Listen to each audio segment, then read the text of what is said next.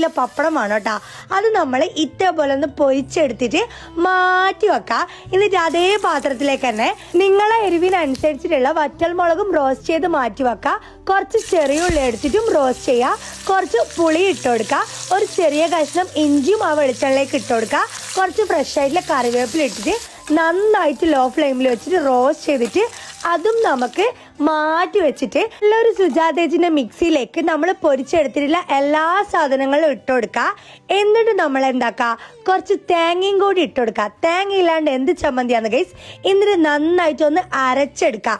എന്നിട്ട് നമ്മളെ പപ്പടെല്ലാം ശത്രുക്കളെ പൊടിക്കുന്ന പോലെ അങ്ങ് പൊടിച്ച് അങ്ങ് ഇട്ട് കൊടുക്കുക. ഞാൻ എൻ്റെ മെയിൻ ശത്രു എന്ന് വിചാരിച്ചിട്ടാ. അപ്പൊ ആ പൊടിക്കലിന്റെ പവറെല്ലാം കൂടും ഗൈസ്.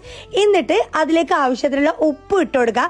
ഞാൻ എല്ലാ സാധനങ്ങൾക്കും ഉപ്പിടാൻ മറക്കലുണ്ട് കേട്ടോ. അപ്പൊ നിങ്ങൾ നോട്ട് ചെയ്തിട്ട് ഉപ്പിടാൻ മറക്കരുത്. എന്നിട്ട് അരച്ചെടുത്ത് കഴിഞ്ഞാലില്ലേ ഗൈസ്, ഇങ്ങക്കൊരു